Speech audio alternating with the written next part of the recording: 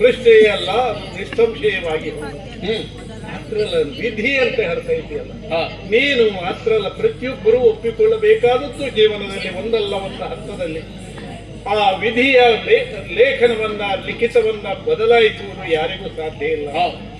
ಆದರೂ ಕೌರವೇಶ್ವರ, ಭೂತ ಕಾಲದಲ್ಲಿ ಆಗಿ ಹೋದಂತಹ ಘಟನೆಗಳಿಗೆಲ್ಲ ನಾವು ಕಾರಣವನ್ನು ಹುಡುಕಿದರೂ ಸಹ ವರ್ತಮಾನವನ್ನು ನಾವು ಅರ್ಥ ಮಾಡಿಕೊಂಡು ಮುಂದೆ ಭವಿಷ್ಯತ್ತಿಗೆ ಏನು ಅಂತ ಹೇಳಬೇಕಲ್ಲ, ಆ ಮುಂದೆ ಭವಿಷ್ಯತ್ತಿನಲ್ಲಿ ಏನು ನೋಡ್ಬೇಕು. ಸಂಜಯ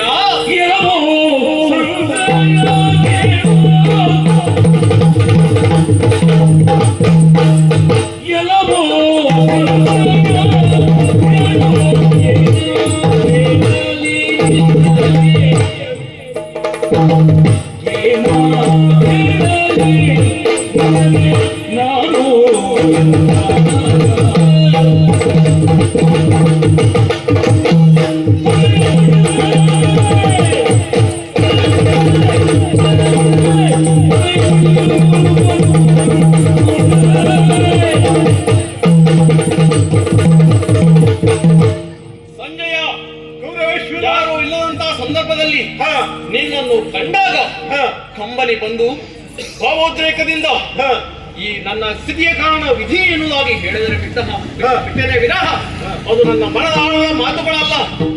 ಎಲ್ಲವ ಸಂಜಯ ಕೇಳು. ಸಂಜಯ, ನನ್ನ ಪಾಂಡವರ ಬಗ್ಗೆ ಇರುವಂತ ದ್ವೇಷ ಎಂದಿಗೂ ಕೂಡ ಕಡಿಮೆ ಆಗೋದಕ್ಕೆ ಸಾಧ್ಯವಿಲ್ಲ. ಆದ್ದರಿಂದ ಇಂದು ನಾನು ಹೇಳುವಂತಹ ನನ್ನ ಅಚಲವಾದಂತಹ ನಿರ್ಧಾರವನ್ನು ಕೇಳು.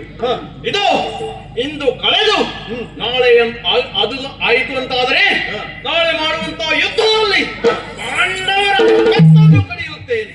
ಕೌರವೇಶ್ವರ, ಇದು ನಿನ್ನ ಸಹಜವಾದಂತಹ ವ್ಯಕ್ತಿತ್ವ. ಈ ಸ್ಥಿತಿಯಲ್ಲಿ ಕೌರವರನ್ನ ಕಂಡವರು ನಾವು ಯಾವಾಗಲೂ ಈ ಸ್ವಲ್ಪ ಸಮಯದ ಹಿಂದೆ ಕ್ಷಣ ಕಾಲ ನೀನು ಅಧೀರನಾಗಿದ್ದಂತೆ ಕಂಡು ಬಂತಲ್ಲ, ಅದಕ್ಕಾಗಿ ನಾನು ಹಾಗೆ ಹೇಳಿದೆ. ಈಗ ನೀನು ಮುಂದೇನು ಎನ್ನುವ ಬಗ್ಗೆ ಹೇಳ್ತಾ ಇದ್ದೀಯ. ಆದ್ರೆ ಕೌರವೇಶ್ವರ, ಅದು ಅಷ್ಟೊಂದು ಸುಲಭದ ಮಾತೆ.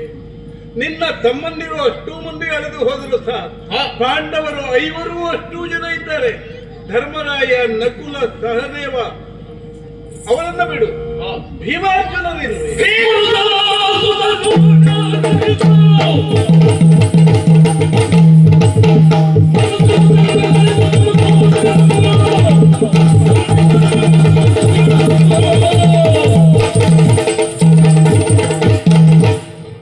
ಸಂಜಯ, ಭೀಮನಿದ್ದಾನೆ ಎಂದು ಹೇಳುತ್ತಾ ಇದ್ದೀಯ.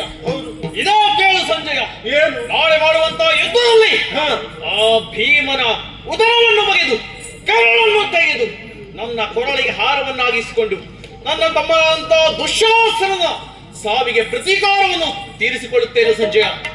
ಆ ನರನ ತಲೆಯನ್ನು ಕಡಿದು ನನ್ನ ಮಿತ್ರನಾದಂತಹ ಕರ್ಣನ ಸಾವಿಗೆ ಸೇಡನ್ನು ತೀರಿಸಿಕೊಳ್ಳುತ್ತೇನೆ. ಇನ್ನು ಉಳಿದಂತ ಪಡುಬಟರನ್ನು ಕೊಂದು ಶಾಕಿನಿ ಟಾಕಿನಿ ಬದಲಾದಂತಹ ರಣಚಂಡಿಗಳಿಗೆ ಔತಣವನ್ನು ಕೊಡುತ್ತೇನೆ.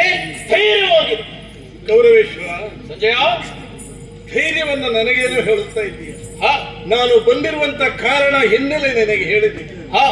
ಅರಮನೆಯಿಂದ ಬಂದವ ನಾನು. ನಿಮ್ಮ ತಂದೆ ಧೃತರಾಷ್ಟ್ರ ಭೂಪತಿಯಿಂದ ಕಳಿಸಲ್ಪಟ್ಟವ ನಾನು.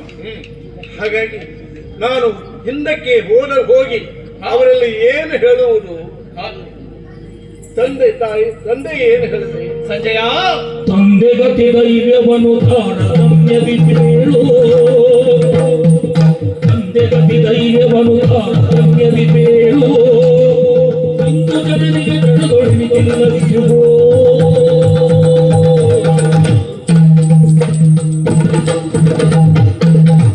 ಸಂಜಯ, ಕೌರವೇಶ್ವರ ಜನ್ಮಾಂತರದಂತಹ ನಮ್ಮ ತಂದೆಗೆ ಕಣ್ಣಾಗಿ ಇದ್ದವನು ನೀನಲ್ಲವೇ ಸಂಜಯ.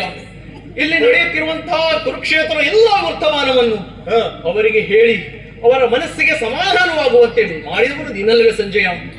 ಕೆಲವರು ಹೇಳುವರಿದ್ದಾರೆ, ನಮ್ಮ ತಂದೆಯಾದಂತಹ ಧೃತರಾಷ್ಟ್ರನಿಗೆ ಮಕ್ಕಳ ಬಗ್ಗೆ ಕುರುಡು ಪ್ರೇಮ ಎನ್ನುವುದಾಗಿ ಯಾರಿಗೆ ಇರುವುದಿಲ್ಲ ಸಂಜಯ. ನಮ್ಮ ಮಕ್ಕಳನ್ನು ನೋಡಿದರೆ ಪ್ರೀತಿ ಇರುವುದು ಅತ್ಯಂತ ಸಹಜವಲ್ಲವೇ ಸಂಜಯ. ಆದ್ದರಿಂದ ನನ್ನ ತಂದೆ ಏನಾದರೂ ಸುಯೋಧನ ಏನಾದ ಎಂದು ಕೇಳಿದರೆ ಎಂದಿನಂತೆ ನಿನ್ನ ಸಮಾಧಾನಕರವಾದಂತ ಉತ್ತರವನ್ನು ಕೊಡುವಂತಹ ನೀನು ಹ ಇಂದು ಸಹ